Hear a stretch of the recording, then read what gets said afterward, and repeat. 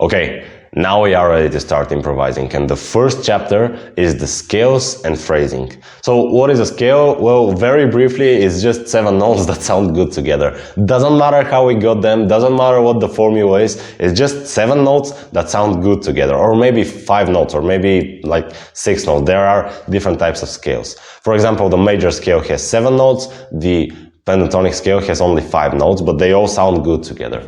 So I have made a video about learning scales and how to actually use them, so you can go watch that right now. But if you haven't, just very briefly, the way to use the scales is to navigate through them differently. What do I mean navigate? Well, just to go through them. Like, for example, you start on the 6th string and go to the 5th string, or maybe go to the 1st string, and the way to do that is very different from player to player. Like, your approach would be different to mine. So the 3 scale navigations that at least I use is the horizontal scale navigation. So when I start, I just go the 1st note of the scale, the 2nd note of the scale, the 3rd note of the scale, and so on, just on 1 string. That's the most basic. You don't need to overcomplicate things when you are just starting out.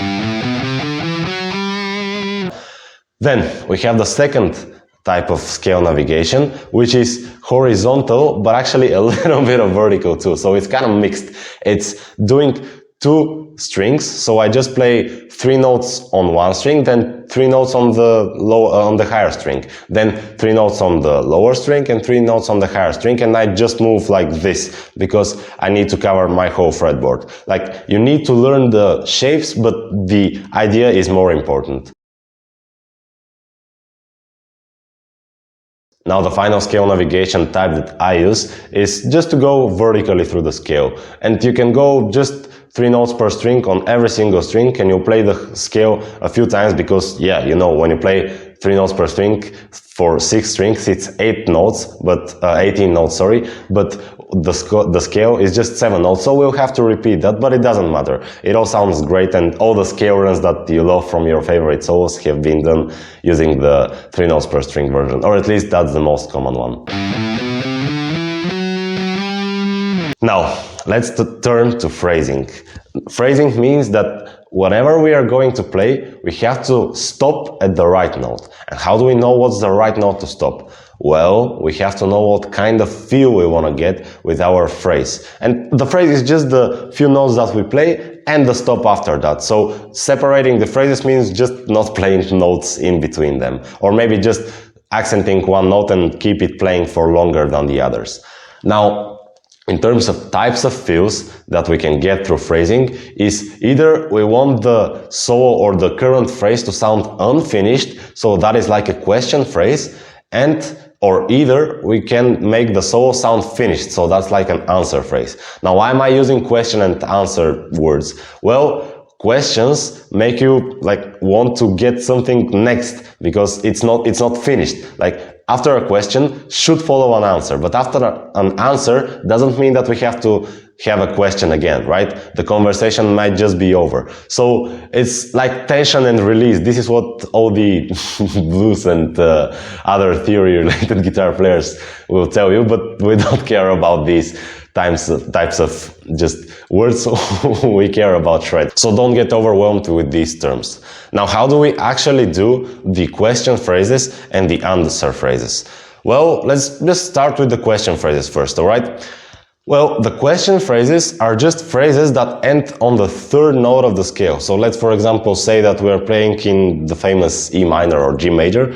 So if we're playing in G major and E minor are the same thing. We'll talk about that as well.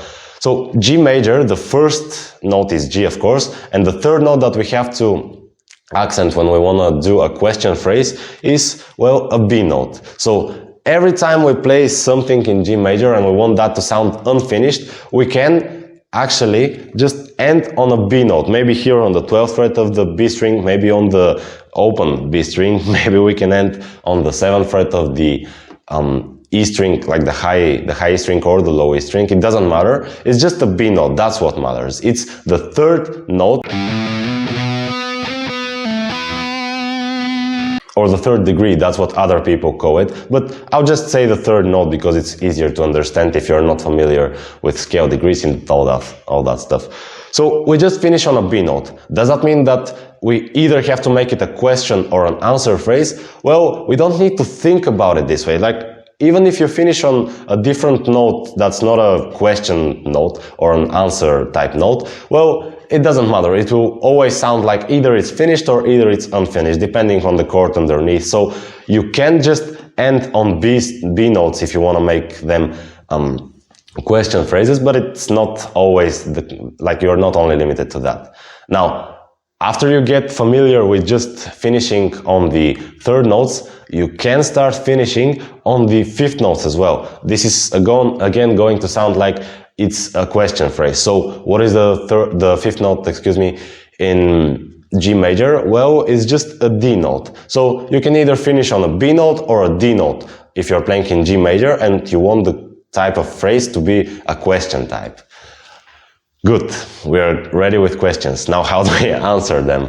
Well, just like in conversation, we need to go to home. Like, we don't need to make the we shouldn't make the listener to expect something after that. And what's the most important thing in terms of theory when you are doing scale navigation? Well, just home is like the first note. So if we're playing in G major, well, just play a G note. That's like the finishing of the phrase, the finishing of the solo. Maybe you have heard how some experienced guitar players do a bend, and they always do it to the home note. So like if we're playing in E minor, they will do it up to an E note. If we're playing in say A minor, they will do it up to an A note. And this is how they finish the solos, you know, those cool, very big bends at the end. So the way to actually do the answer phrases is just to end the phrase. So play some notes, it doesn't matter what you play, just finish it on an A note. So the way to do an answer phrase is you play some notes, doesn't matter what they are. Well, they need to be in the scale, or otherwise you will sound weird and out of key. And when you play with your band, everyone will look at you weird. So you play some notes in the scale and then you finish on the root note. So just the name of the scale and that note. So if you're playing in G major, just play in G. If you're playing in A minor, just finish in A.